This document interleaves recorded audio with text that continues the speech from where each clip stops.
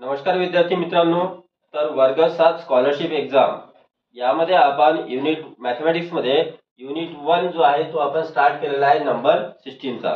तर हा unit 1 4 part मध्ये डिवाइड आहे. यातील 3 पार्ट जे आहे ते आपण या आधीच्या व्हिडिओ मध्ये बघितले आहे. जर आपण ते व्हिडिओ मिस केले असेल तर त्याची लिंक आपल्याला या व्हिडिओच्या डिस्क्रिप्शन मध्ये मिळून जाईल.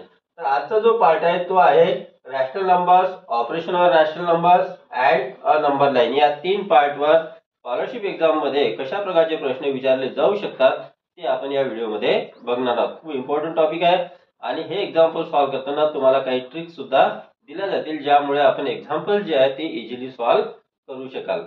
तर बघूया यातील काही क्वेश्चन्स. तर क्वेश्चन नंबर 1 त्या आधी सांगू इच्छितो की आपण जर माझ्या चॅनलवर नवीन असाल तर चॅनलला सबस्क्राईब करा, बेल आयकॉनला प्रेस करा, व्हिडिओ आवडल्यास लाईक करा आणि आपल्या मित्रांना शेअर करा.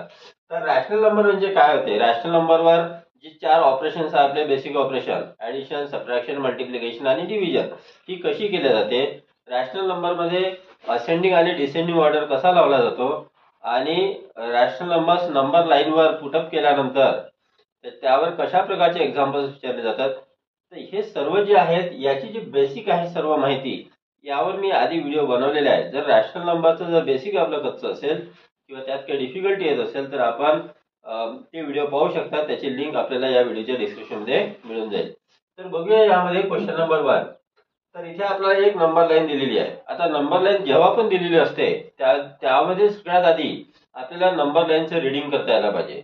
म्हणजे नंबर लाईन वर पॉइंट्स दिलेले आहेत, ते पॉइंट्स कोणते म्हणजे नंबर डिनोट करतात ते इथे दिलेले नाही, पण सर्व पॉइंट साठी नंबर दिलेले राहणार नाही. तर आपल्याला एका युनिट डिस्टन्स मध्ये किती अंतर आहे ते शोधून आपल्याला ते जे बाकीचे जे पॉइंट्स आहेत त्यांचे नंबर्स आपल्याला तिथे आधी लिहावं लागतात.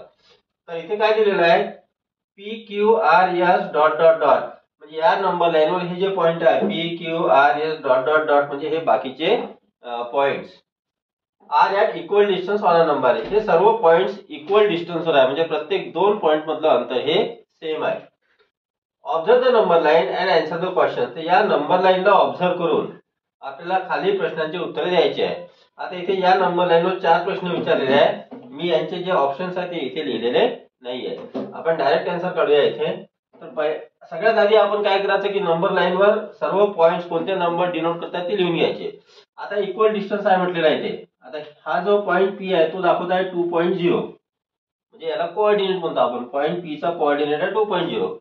इथे आर चा कोऑर्डिनेट आहे 2.4. मग पी आणि आर च्या मध्ये एकच पॉइंट आहे, मग पी क्यू डिस्टन्स आणि क्यू आर डिस्टन्स सेम आहे. हा जर 2.0 आहे तर हा राहील 2.2, मग हा राहील 2.4. म्हणजे प्रत्येक युनिट डिस्टन्स म्हणजे 0.2 होईल. ठीक आहे. हा राहील 2.6, हा 2.8, हा 2.10. ठीक आहे, 2.10 हा राहील. आता इथे 2.10 म्हणजे किती होतात ते आपल्याला इथे कॅल्क्युलेट करावं लागेल. हा इथे होईल 2.10. 2.10 म्हणजे 3 होईल. ठीक आहे. आता 2.10 म्हणजे 3 किती होते, जसं 2.10 चा अर्थ झाला 2 सेंटीमीटर आणि 10 मिलीमीटर. 10 मिलीमीटर म्हणजे 1 सेंटीमीटर मध्ये 2 centimetre plus 1 centimetre that is equal to 3 centimetre. असं हे कॅल्क्युलेशन आहे. तर 3 झालेला आहे. हा होईल 3.2, W होईल 3.4, X होईल 3.6, हा 3.8 आणि हा 3.10. 3.10 म्हणजे होईल Z4. ठीक आहे. तर अशा प्रकारे आधी नंबर लाईनवर आपण काय करायचं, पेपर मध्ये तिथेच पेन्सिलने अशा प्रकारे सर्व पॉइंटचे कोऑर्डिनेट लिहून घ्यायचे. आता प्रश्न काय आहे, यामधला ए प्रश्न आहे, length P R plus length UV किती. आता आपल्याला पी आर प्लस यूव्ही ची व्हॅल्यू काढायची आहे. पी आर प्लस यूव्ही कसं काढायचं, पी आर कशी काढायची. पी आर काढणं म्हणजे आर मधून पी ला मायनस करणं, यूव्ही काढणं म्हणजे व्ही मधून यू ला मायनस करणं. तर आर चा कोऑर्डिनेट कोण आहे इथे बघा, आर चा कोऑर्डिनेट आहे 2.4. 2.4 मायनस पी चा कोऑर्डिनेट किती आहे इथे 2.0. ठीक आहे. हे झालं आपलं पी आर. आता हे कॅल्क्युलेशन तुम्ही ओरली पण करू शकता. 2.4 मायनस 2.0 होता 2. ठीक आहे, सॉरी 0.4 प्लस इथे काय दिलेलं आहे आता यूव्ही. यूव्ही म्हणजे व्ही मायनस यू. व्ही किती आहे 3.2. तर 3.2 मायनस व्ही किती आहे इथे व्ही आहे यूव्ही UV म्हणजे V मायनस यू, यू आहे 3. तर याचा आन्सर झाला 3.2 मायनस 3 होते 0.2, म्हणजे आन्सर आला ते 0.6. जो फर्स्ट ऑप्शन आहे, फर्स्ट जो आहे PR प्लस UV, याचं जे आन्सर आहे ते आलेलं आहे इथे 0.6. ठीक आहे. नेक्स्ट बघूया second. What is the distance of point P from point X?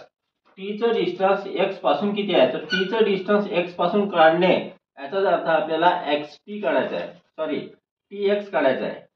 TX, T चं डिस्टन्स X पासून म्हणजे TX काढायचं आहे. T इथे आहे, X इथे आहे, X TX काढूया.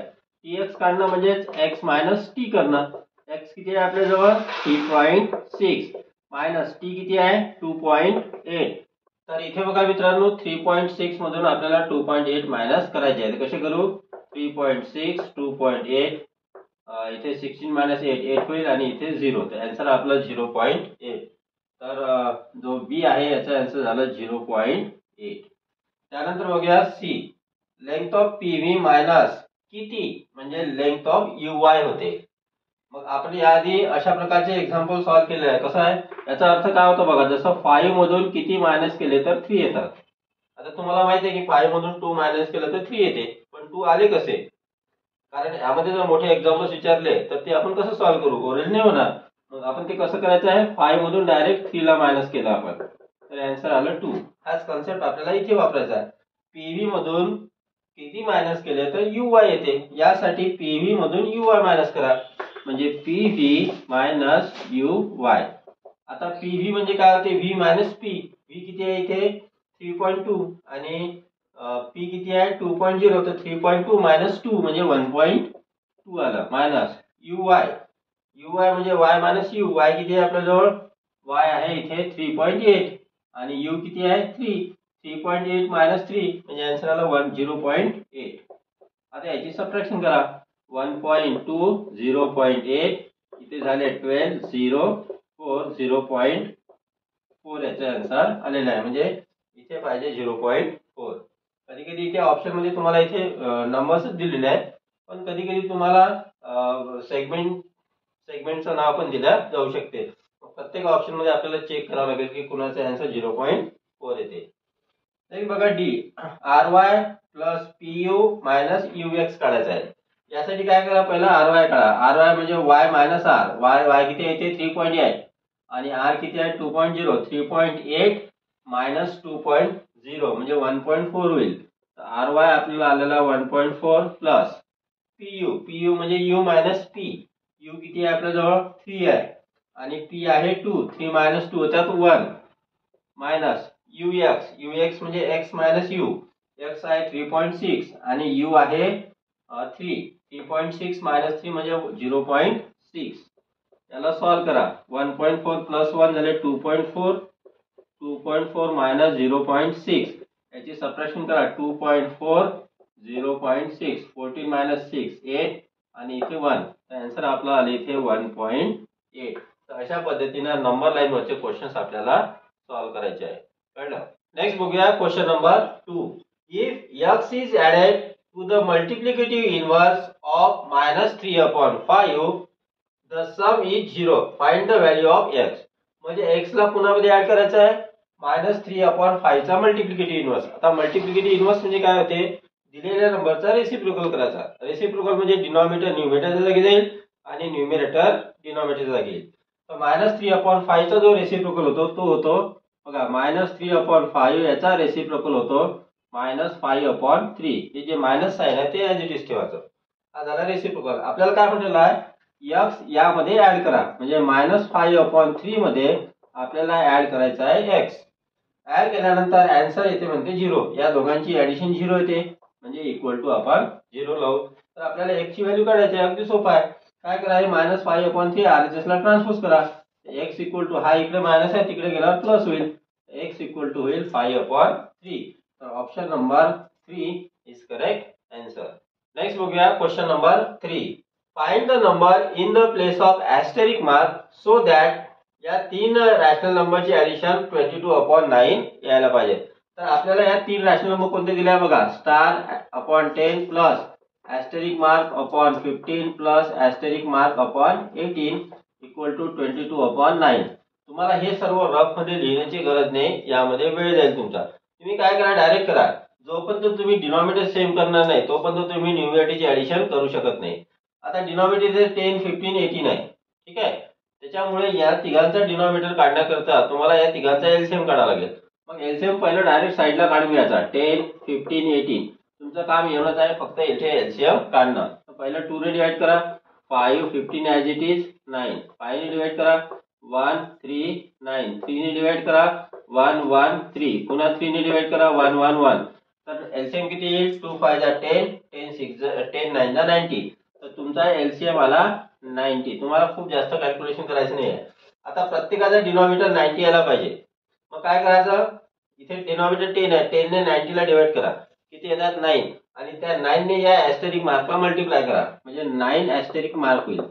प्लस 15 ने 90 ला डिवाइड करा. 6 आले. 6 ने ऍस्टेरिक मार्कला मल्टिप्लाय करा, म्हणजे 6 ऍस्टेरिक मार्क झालं. नंतर 18 ने 90 ला डिवाइड करा. 5 आले. 5 ने ऍस्टेरिक मार्कला मल्टिप्लाय करा, प्लस 5 ऍस्टेरिक मार्क झाले. अपॉन तिघांचा डिनॉमिनेटर कॉमन घ्या. 90 इक्वल टू 22/9. आता काय करा, 9 प्लस 6 प्लस 5 किती होतात? 15 प्लस 5 20. ठीक आहे.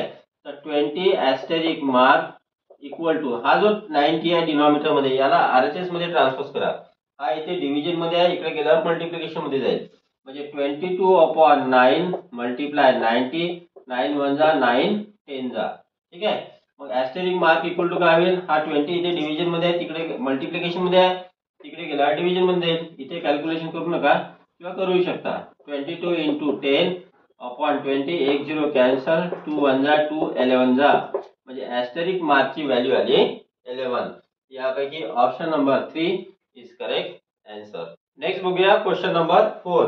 इफ द रॅशनल नंबर्स, इथे आपल्याला 4 रॅशनल नंबर दिलेले आहेत, are arrange in descending order. या 4 रॅशनल नंबर जर आपण डिसेंडिंग ऑर्डर मध्ये अरेंज केल्या, डिसेंडिंग ऑर्डर म्हणजे मोठ्यापासून लहान्यापर्यंत, which rational number will occur in second last position. तर अरेंज केल्यानंतर शेवटून दुसऱ्या नंबरवर कोणती नंबर येईल ते विचारलेलं आहे. आता बघा, दिलेल्या रॅशनल नंबर्स या आहेत इथे, यांना ऑब्झर्व करा.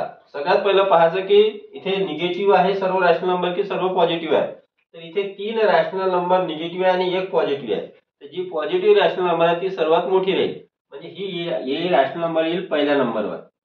आता राहिलेल्या रॅशनल नंबरला ऑब्झर्व करा. तर रॅशनल नंबरचा डिसेंडिंग आणि असेंडिंग ऑर्डर लावताना काय काय रूल्स आहेत त्यावर मी व्हिडिओ बनवलेला आहे, त्याची लिंक आपल्याला डिस्क्रिप्शन मध्ये मिळेल. त्या रूलच्या आधारे तुम्ही याचा आन्सर विदाउट कॅल्क्युलेशन फास्ट करू शकता. आता इथे बघा काय दिलेलं आहे, ही निगेटिव्ह आहे, ही निगेटिव्ह आहे, ही निगेटिव्ह आहे. आणि यामध्ये न्यूमरेटर डिनॉमिनेटर ऑब्झर्व करा. तर न्यूमरेटर डिनॉमिनेटर पेक्षा 1 ने मोठा आहे, म्हणजे निगेटिव्ह साईनला सध्या विसरून जा. इथे 9 आहे, इथे 8 आहे, इथे सुद्धा न्यूमरेटर डिनॉमिनेटर पेक्षा 1 ने मोठा आहे, इथे सुद्धा न्यूमरेटर डिनॉमिनेटर पेक्षा 1 ने मोठा आहे. मग अशाच काय करायचं, जसं -15/4, -9/8 आणि -19/18. अशा जर रॅशनल नंबर असेल ज्यामध्ये न्यूमरेटर डिनॉमिनेटर पेक्षा 1 ने मोठा आहे किंवा 2 ने मोठा असेल किंवा 3 ने मोठा असेल, अशा वेळेस काय असते की ज्याचा डिनॉमिनेटर मोठा तो नंबर मोठा असतो. मग यामध्ये डिनॉमिनेटर मोठा 18 आहे, म्हणजे ही झाली आपली सेकंड नंबरवर, कारण फर्स्ट नंबरवर ही आलेली आहे. सॉरी, इथे आपल्याला 14 पाहिजे होते. ठीक आहे. तर आता इथे बघा,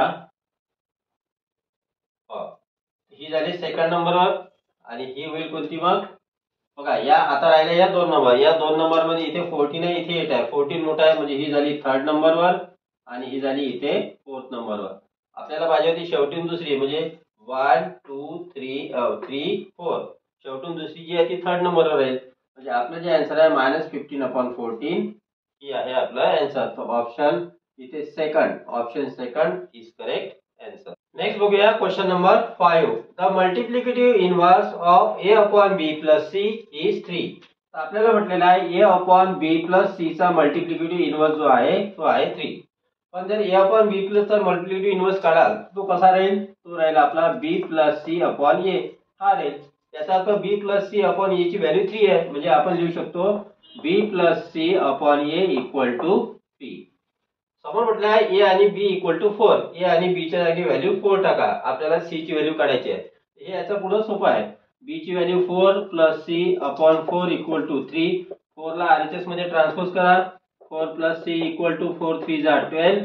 4 ला आरएचएस मध्ये ट्रान्सपोज करा. सी 4 ला आरएचएस मध्ये ट्रान्सफर करा. तर सी इक्वल टू 12 मायनस 4 होईल इथे 8.